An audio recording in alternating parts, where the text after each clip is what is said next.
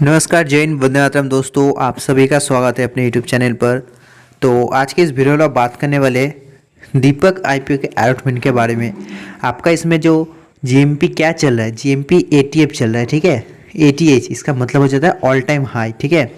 GMP all time high पे चल रहा है और आपका चांसेस क्या बनता है, इस आईपीओ में आपने अलॉटमेंट किया है, कितने डिफरेंट पैन से किया है, उस पर भी डिपेंड करता है। तो चलिए आगे बढ़ते हैं।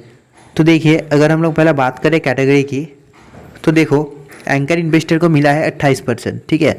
अच्छा मिला है एंकर इन्वेस्टर को, नहीं तो लाइक दूसरे आईपीओ में जो 19% या 20% के करीब ही मिलता है। लेकिन दीपक जो एसएमई आईपीओ है, ठीक है, ये एसएमई आईपीओ आपको पता होगा, आपने अप्लाई किया है। तो देखो हम लोग अलॉटमेंट के भी बारे में आगे बात करेंगे, तो पहले आपके चांसेस क्या बात कर लेते हैं। तो देखो एंकर को मिला है 20%, करीब 8 लाख शेयर उन्हें मिला है। जो मार्केट मेकर है, मार्केट मेकर को मिला है सिर्फ 5%, करीब उन्हें भी 1.5 लाख तक का शेयर मिला है, ठीक है। 1.5 लाख शेयर उनको मिला है, एंकर को मिला है 8 लाख। उसके बाद आ जाता है क्यूआईबीज।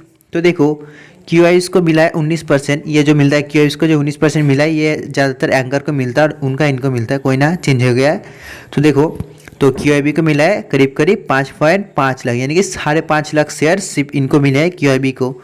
अब हम आता है एचएनआई। तो आप लोगों ने बहुत कोई एचएनआई से भी अप्लाई किया है, रिटेल से भी किया है। तो चलो आपका चांसेस बोलते हैं। तो देखो एचएनआई में दिया है बहुत ही कम, सिर्फ 15% अप्रॉक्स। और 15% में भी यहाँ पर जो डिवाइडेड हो जाते हैं स्मॉल एचएनआई और बिग एचएनआई, यहाँ पर डिवाइडेड हो जाता है। यहाँ पर आपका जो अलॉटमेंट चांसेस और भी घट जा रहा है, क्योंकि ये और भी यहाँ से कम जा रहा है। उसके बाद आ जाता है रिटेल। तो देखो रिटेल में तो 35% दिया है, काटकूट के यहाँ पर 33.22 आ रहा है, लेकिन ये आप लोग 35 से पकड़ सकते हो अप्रॉक्स। तो देखो रिटेल को मिला है 9.5 लाख शेयर्स, ठीक है। तो मैंने आपको बता दिया, इनका हो जाएगा 9.5 लाख रिटेल का, एचएनआई का 4 लाख, क्यूआईबी का है 5.5 लाख, मार्केट मेकर्स का है 1.5 लाख, और इनका जो है एंकर का है 8.5 लाख, ठीक है। 8 लाख 8.5 नहीं, 8 लाख 8.17 लाख। तो देखो अगर हम लोग एंकर के पोजीशन की बात करें, तो देखो एंकर का जब पोजीशन है, तो इनका जो बोला 8,17,000, ठीक है। और इन्होंने जो बनाया था, इन्होंने कब बनाया था एंट्री, 28 नवंबर को, ठीक है। ये लोग आईपीओ ओपन होने से पहले ही अपना जो पोजीशन बना लेते, क्योंकि इनका जो ओवर सब्सक्रिप्शन नहीं होता, इनका कुछ नहीं होता, इनको एकदम टाइट दे दिया जाता है, आप लोग आपस में बांट लो, जो बड़ा है वो ज़्यादा लेता है, कम लेता है, ऐसे करके, ठीक है। तो देखो शेयर ऑफर हुआ था 8,17,000, कितना साइज यानी कितना करोड़ का दिया था। ये जो 8,17,600 शेयर्स दिए थे इनको, ये टोटल पड़ जाता है 6.54 करोड़, यानी कि 6,54,00,000, इतना करोड़ का जो शेयर्स इनको दिया गया था एंकर इन्वेस्टर को। और एंकर इन्वेस्टर का जो पहला 50%, आप लोग यहाँ पर देखो, एंकर इन्वेस्टर को जो पहला 50% 30 दिन बाद वो एग्जिट करेगा, कर ही सकते, उससे पहले ये लोग कर नहीं सकते। तो वो 30 दिन हो जाता है 18 जनवरी को। और जो रेस्ट ऑफ 50% है, रेस्ट ऑफ 50% वो कब करेगा, 90 डेज़ बाद। और ये 90 डेज़ कब आएगा, तो ये 11 अप्रैल 2024 को आएगा। अच्छा है, एंकर अगर रहता है उस आईपीओ में तो बहुत ही सेफ हो जाता है, इसलिए एंकर को यहाँ पर एग्जिट करने नहीं दिया जाता 30 दिन से पहले और 90 डेज़ से पहले। नहीं तो जो एंकर लोग क्या करता है, ऑपरेट करके ऊपर ले जाता है, यहाँ पर बेच के शेयर को नीचे लाता है, इसलिए ऐसा किया गया है। तो अब हम लोग अगर बात करें आईपीओ के बारे में, तो देखो आईपीओ ओपन कब हुआ था, यहाँ पर देखो ये आईपीओ ओपन हुआ था 29 और क्लोज हो गया 1 दिसंबर को, ठीक है। 29 को ओपन हुआ, 1 को क्लोज हुआ। फेस वैल्यू था 10 रुपया पर शेयर, और प्राइस बैंड क्या था, तो दीपक का जो प्राइस बैंड था वो 80 रुपीज़ था, बहुत ही कम था, बहुत ही अच्छा सा क्यूट सा प्राइस बैंड था, 76 से 80। और आपको तो अप्लाई करना था कट ऑफ से। अगर आपने 76 के बाद कुछ भी 77, 78, 79 कुछ भी लगाया हो तो आपका कैंसिल होगा, कैंसिल तो नहीं होगा, लेकिन आपका अलॉटमेंट भी नहीं मिलेगा। आपको 80 पर ही कट ऑफ चूज़ करना है। मैं आपको बहुत बार बता चुका हूँ, कुछ भी आईपीओ अप्लाई करो, आपको कट ऑफ पर ही अप्लाई करना है, चाहे वो कट ऑफ कितना भी हो, ठीक है। उसके बाद आ जाता है लॉट साइजिंग। तो देखो एक लॉट पे हो जाता है 1600, यानी कि 1600 शेयर्स, ठीक है, 1600 शेयर्स। और टोटल जो शेयर्स अप्लाई मतलब मार्केट में लाया गया था सेल करने के लिए आईपीओ के थ्रू, वो लाया गया था 28,80,000 का, ठीक है। 28,80,000, जिसमें आपको बताया कि 7 लाख इनको मिला, 8 लाख इनको मिला, 15 लाख इनको मिला, मैंने आपको बता दिया वहाँ पर साइजिंग में। तो यहाँ पर देखो कंपनी ने जब फ्रेश इशू लाया था, कितना, ये फ्रेश इशू लाया था 28,80,000 का, सही है। तो चलो अब हम बात करते हैं आगे। तो तो मैंने आपको बताया कि देखो यहाँ पर अलॉटमेंट के बारे में बात कर लेते हैं। ओपन हुआ कब? 29 को ओपन हुआ, 1 को क्लोज हो गया। अब इसका अलॉटमेंट है 6 दिसंबर को, लेकिन यहाँ पर अलॉटमेंट 6 दिसंबर को आने नहीं वाला है। इसका अलॉटमेंट जो अभी आने वाला है, ठीक है, मैं आपको बता रहा हूँ तो सुनियो। यहाँ पर जो अलॉटमेंट होता है पहले तो T+6 डे होता था, उस हिसाब से यहाँ पर आपको दिया गया है कि हाँ अलॉटमेंट T+6 डे से है, इसलिए 6 दिसंबर। लेकिन अभी जो चल रहा है अलॉटमेंट जिस बेसिस पे होता है वो T+3 डे है, ठीक है। अगर T+3 डे मतलब जिस दिन क्लोज हुआ उसके नेक्स्ट डे आपको अलॉटमेंट देखने को मिलेगा। तो ये क्लोज हो गया है 1 तारीख को, यानी कि आज कितना है तो देखो दोस्तों, यानी कि इसका अगर क्लोज 1 तारीख को है मतलब 2 तारीख को अलॉटमेंट आना तय है इसका, ठीक है। 2 तारीख को इसका अलॉटमेंट आना तय है।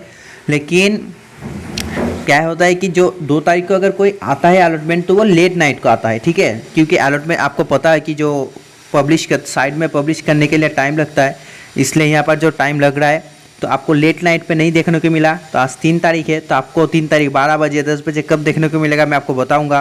और इसका देखो शेयर क्रेडिट कब होगा, तो पहले रिफ़ंड की बात करते हैं। तो आप इसका जो रिफ़ंड होगा वो कब होगा, तो देखो इसका जो रिफ़ंड है आपको जैसे अलॉटमेंट होगा 50% का तो उसी टाइम एकदम अनब्लॉक हो जाएगा, पैसा रिफ़ंड हो जाएगा।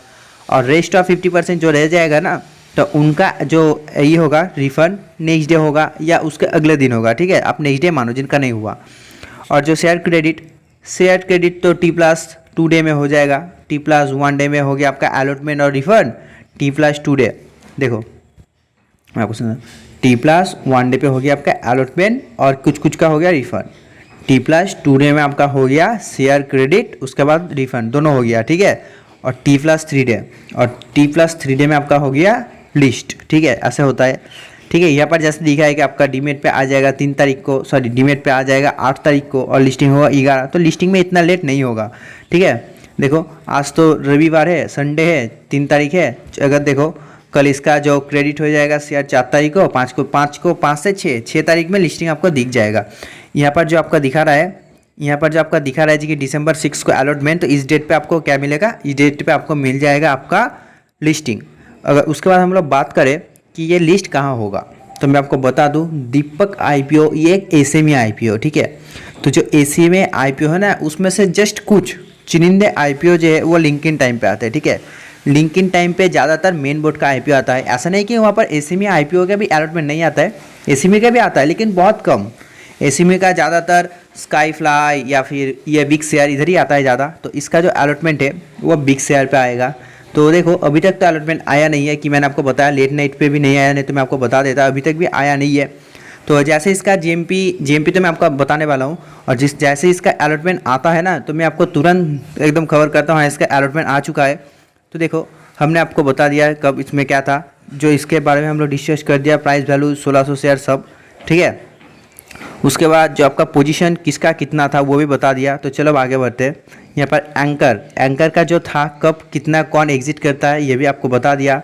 और देखो अलॉटमेंट के बारे में बता दिया। अभी तक कोई भी अलॉटमेंट आया नहीं है, तो आपके चांसेस के बारे में बात करते हैं। तो देखो अगर हम लोग बात करते हैं GMP की, ठीक है, GMP सोर्स के मुताबिक ये जो GMP चल रहा है अभी देखो 65 का था, लेकिन अभी तक 68 का चल रहा है, ठीक है, अभी 68 का चल रहा है, आपको हाई देखने को मिला है।